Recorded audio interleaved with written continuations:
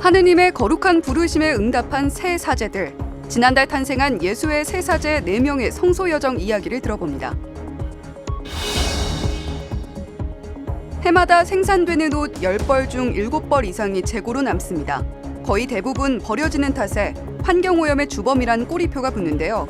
이에 대처하는 각국의 상황과 함께 어떤 대안이 필요할지 짚어봅니다.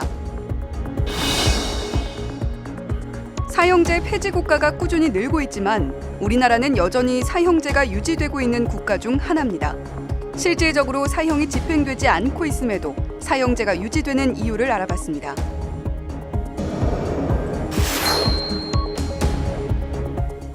시청자 여러분 안녕하십니까? 7월 18일 화요일 CPBC 뉴스입니다. 하느님의 거룩한 부르심에 응답한 새 사제들. 지난달 탄생한 예수의 새 사제 4명의 성소 여정 이야기를 윤재선 기자가 전합니다. 수도에 입회 후 10년의 긴 생활 동안 기도로 함께하며 관심과 사랑을 보내준 은인들에게 새 사제들이 감사의 인사를 전합니다. 저의 사랑과 감사의 마음을 제 행동으로 표현하고 싶습니다.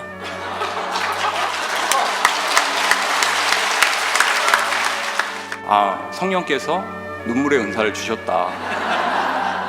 감사하다. 오늘 이렇게 여러분들 앞에 서서 제가 여러분들 눈을 바라보고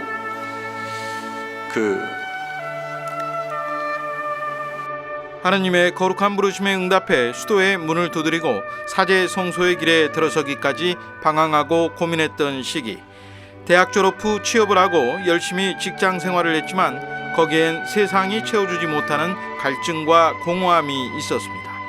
제가 원하는 게 무엇인지 정확하게 저는 알지 못했고요.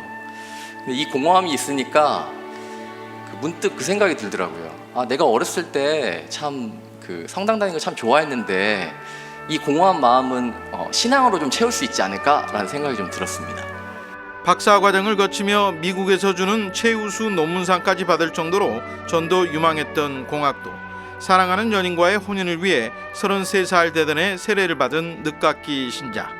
수도의 미사에 갔다가 신부님이 들려준 강언은 그를 수도의 입회와 사제의 길로 이끄는 결정적 계기가 되었습니다.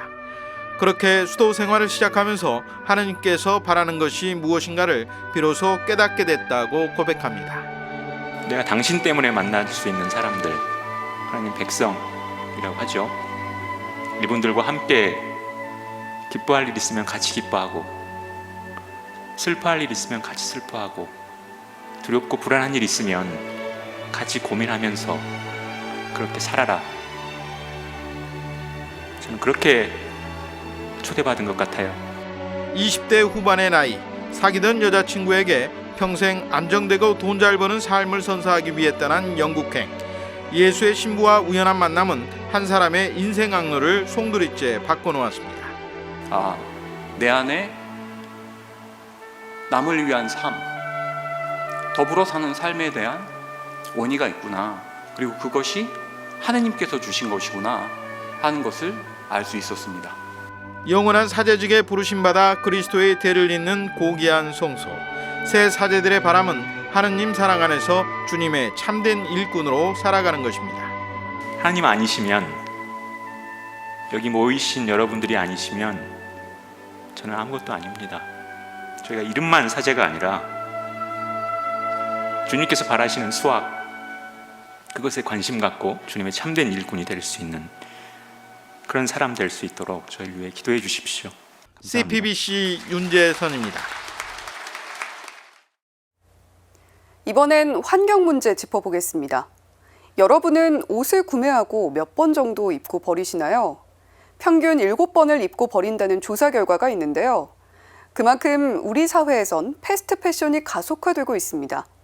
하지만 더 큰 문제는 만들어진 뒤 폐기되는 옷들이 70%가 넘는다는 겁니다. 기업들이 이러한 행태를 벌이는 이유 뭘까요? 김정아 기자의 보도입니다. 매년 전 세계에서 1,000억 벌의 옷이 생산되지만 이 옷들이 모두 소비자에게 돌아가는 건 아닙니다. 이 중 판매되지 않은 옷들의 양은 얼마나 될까? 무려 73%나 됩니다. 이 멀쩡한 새 옷 상태의 옷들은 잔여 가치가 남았음에도 소각되거나 매립되고 있습니다. 기업들이 재고를 팔지 않고 폐기하는 이유는 뭘까? 이유는 간단합니다. 재고를 싸게 팔면 상표 가치가 떨어지고 보관하게 되면 창고료와 인건비가 발생하기 때문입니다. 그러니 기업 입장에선 가장 싸게 처리할 수 있는 방법이 소각과 매립인 겁니다. 지금 이 순간에도 몇 초마다 트럭 한 대 양의 옷들이 소각되거나 매립되고 있습니다. 이에 국가가 나서 규제해야 한다는 목소리가 나옵니다. 이미 유럽연합 국가들은 재고 폐기 관련법을 제정하거나 논의를 시작했습니다. 프랑스는 재고 폐기를 전면 금지하고 재사용하거나 재활용하는 것을 의무화했습니다. 독일의 경우 순환경제법을 개정해 폐기 수량에 대한 보고 의무를 지우고 있습니다. 또 벨기에는 재고 상품을 자선 기부하면 세금을 감면해주고 있습니다. 하지만 한국은 제재 방법도 없을 뿐만 아니라 얼만큼의 옷이 생산되고 폐기되는지 통계조차 없습니다. 장혜영 의원은 지난해 순환경제사회 전환 촉진법이 제정됐지만 재고 폐기 문제는 빠져 법 제도적 보완이 절실히 필요한 상황이라고 강조했습니다. 한국에서도 이렇게 민간의 산업에만 맡겨두는 게 아니라 의류 재고를 이렇게 소각하거나 폐기하지 않고 재사용하고 순환하기 위한 어떤 법적인 기준이 필요하다는 게 의류 재고 폐기 금지법의 필요성이라고 말씀드릴 수 있을 것 같아요. 또 장 의원은 의류 재고 중의 폐기량이 어느 정도인지 보고할 의무를 기업들에게 부과할 수 있도록 법 개정이 필요하다고 지적했습니다. 패션업계의 참여도 중요합니다. 다시입다연구소 정주현 대표는 패션업계가 소비할 만큼의 양을 만들어내는 것이 중요하다며 재고가 남을 시 필요한 곳에 보내 옷이 순환될 수 있도록 하는 것이 필요하다고 꼬집었습니다. 문제는 적정량, 우리가 소비할 만큼만 이제 만들어내는 거, 그런 것들을 많이 이제 생각해내는 그런 방법이 중요할 것 같고, 그리고 나서 남더라도 그거를 이제 사회연대 차원에서 자선단체나 이제 필요한 곳에 보내서 옷을 이제 순환할 수 있도록 그렇게 하는 게 중요하겠죠. 패션계는 기후위기 주범으로 꼽힌다는 불명의 꼬리표를 떼려면 환경에 대한 사회적 책임을 지는 모습을 보여줘야 합니다. 또 옷을 일회용품처럼 소비하는 패스트 패션이 환경에 얼마나 악영향을 끼치고 있는지 경각심을 가질 때입니다. CPBC 김정호입니다.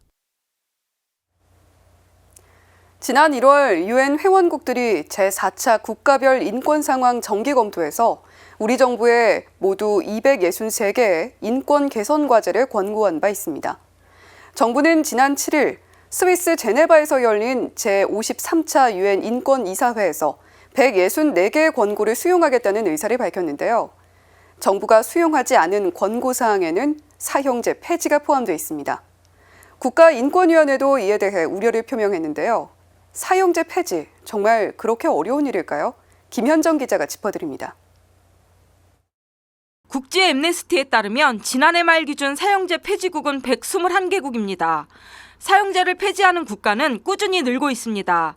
지난해만 해도 카자흐스탄을 비롯한 6개 나라가 사형제를 폐지했습니다. 사형제 폐지는 국제적인 추세입니다. 그럼에도 한국 정부와 사법체계는 이러한 추세를 따라가지 못하고 있는 겁니다. 국가인권위원회도 기회 있을 때마다 정부의 사형제 폐지를 권고해왔고 사형제 위헌소원 사건에서 폐지에 찬성한다는 의견을 헌재에 제출했습니다. 그런데 헌법재판소의 다수 재판관이 임기 만료로 교체를 앞두고 있어 빠른 시일 내 헌재 결정이 나오긴 어려울 것으로 보입니다. 국회에서도 지난 1999년 15대 국회에서부터 사형제 폐지 특별법안이 꾸준히 발의됐으나 법사위 소위에서 심도 깊은 논의 한번 못 해보고 폐기됐습니다. 지난 30년간 사형제 폐지에 대한 국민 여론은 꾸준히 증가해왔지만 흉악 범죄가 불거질 때마다 여론은 선회했기 때문입니다. 국민의 법감정과 범죄 예방 가능성이 사형제 찬성과 합헌론의 논거가 됐습니다. 하지만 사형이라는 극단적인 형벌이 범죄 예방 효과가 있다는 실증적인 증명은 없습니다. 실제로 사형수 23명에 대한 사형 집행이 이뤄진 1997년 이듬해에는 살인사건이 전년도보다 177건이 증가한 966건이 발생했다는 통계도 있습니다. 또 이성이 아닌 국민의 법감정이 법이 되어서는 안 된다는 반론도 있습니다. 사형 제도는 오판 가능성이 여전히 남아있고 선진 사법체계에서 어울리는 형벌 제도가 아니라는 점도 간과해서는 안 될 것입니다. 아무리 흉악무도한 범죄자라 하더라도 마지막 1인의 최후의 국민까지도 국가가 어떻게든지 교화해 보겠다 하는 그런 의식을 가지고 있어야 그게 문명국가를 할 수 있는데, 그동안 사법살인을 막기 위해 도입된 헌법 제110조 제4항의 단서 조항에 대한 잘못된 이해도 사형제가 폐지되지 못한 주요 이유 가운데 하나입니다. 국가 긴급 상황을 이유로 예외적으로 이게 가능하게 해놓은 거예요. 첫 번째는 비상경이 발동되어 있어야 한다는 거고, 둘째는 군사재판이라는 예외법원에 의한 재판이 있고, 세 번째는 3심제가 아닌 단심제만 적용된다는 세 개의 예외가 딱 결합돼 있어요. 사형의 오남용 가능성, 이걸 방지하기 위해서 이런 입법 의도를 가지고 있는 거죠. 언제든 실수할 수 있는 국가가 형벌이라는 이름하에 생명을 박탈하는 사형제도의 폐지, 더 이상 미룰 일이 아닙니다. 침해될 수 없는 인간의 존엄성을 잘 지키도록 보루를 쌓는 것도 정부의 역할이지요. 국회의원, 헌법재판소 모든 것을 정치적인 논리로 이렇게 살펴보면서 접근할 문제는 아니라고 생각합니다. CPBC 김현정입니다. 여름 휴가 기간을 신심을 다잡는 기간으로 보내면 어떨까요? 오늘은 안셀름 그린 신부 등 해외 저명한 사제들의 책을 준비했습니다. 이힘 기자입니다. 그리스도인은 미사 때마다 신경을 바치며 신앙을 고백합니다. 하지만 우리는 신경의 뜻을 이해하지 않고 반복적으로 암기하듯 기도하는 것은 아닌지요.